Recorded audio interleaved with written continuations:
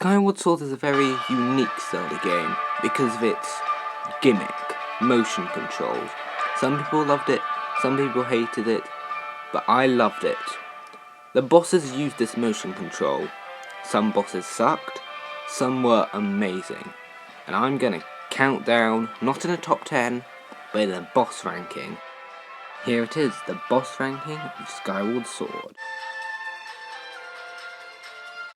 The Imprisoned. There are so many things wrong with this boss. How about the fact that it's just a face with overgrown toenails as its weakness? The fact that you have to fight it 3 times, and the fact that it takes forever to kill. I know it's plot relevant and it's quite epic-ish, but seriously? 3 times? It's a bad boss on its own, but 3 freaking times? The Sand Ship. It's probably one of the best dungeons in the game. No jokes. It has a great mini-boss, and then the build-up to the boss is so great, and it's Celia from Monsters, Inc. Okay, oh, I see where its weakness is. It's an eye. It's just so bad.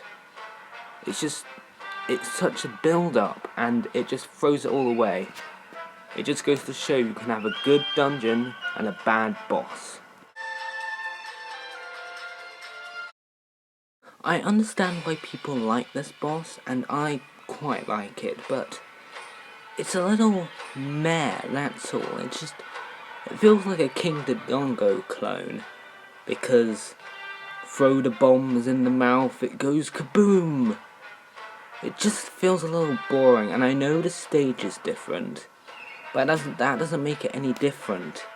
It still's a fun boss.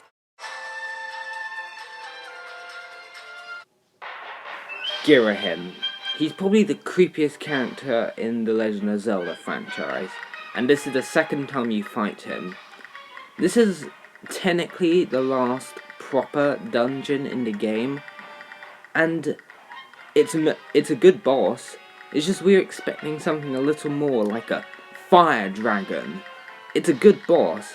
It's just too much like the first. And I'll explain why I like the first one so much when we get to it.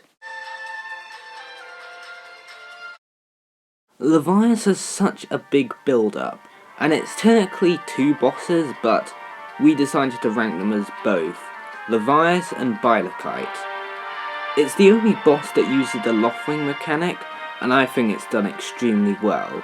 Once you've destroyed all its eye things, you play a game of classic tennis with Bylakite, hitting its ears, and using the Wiimote Plus controls to make it extremely good.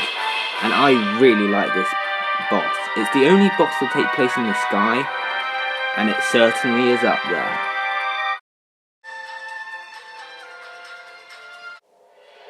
Oh, where do I begin with this boss? It's just the atmosphere, the build-up. You expect it to be some sort of weird plant thing, but it's not. And it's the first time we see Girahim.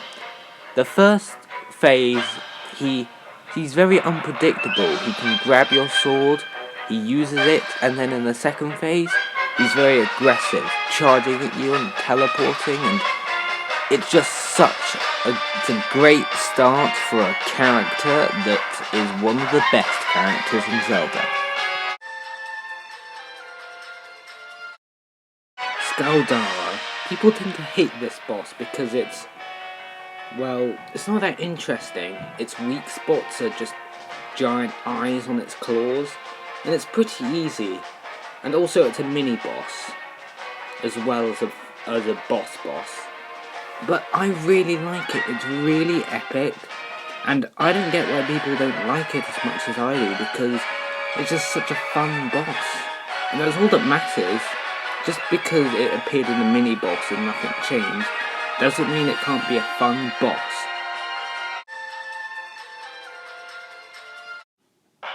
The final confrontation with Girahim is basically one word: satisfying. I mean, this guy has been stalking you throughout the game, and he's basically been more successful than you. And then you get the final ability to chop down his massive sword into little pieces and stab him in the heart. There's nothing more satisfying than that.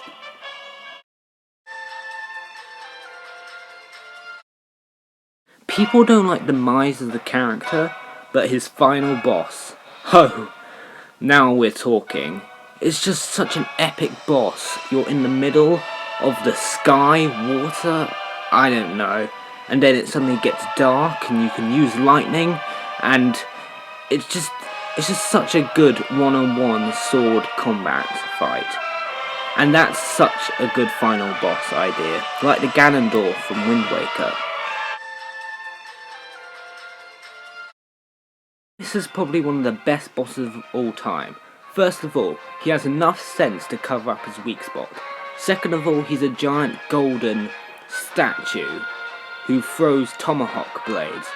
And then his second phase, he actually comes out of the ground, grabs 6 massive swords and starts swinging them at you. You can whip his arms off and then slice him down with some massive swords. If that's not satisfying, I don't know what the hell is. I just want to take a little time at the end, and I just want to say thank you for the 23 of you that stayed with me when I was trying so hard to get footage. I just wanted to say thank you again. Just thank you for staying with me in this time. I really, really appreciate it. Just thank you so much. Hey, while you're here, why don't you like, share, and maybe subscribe if you want to see more of my rubbish videos. And if you want to see this channel grow, because, trust me, I will get footage. I will. Like, favourite, and subscribe.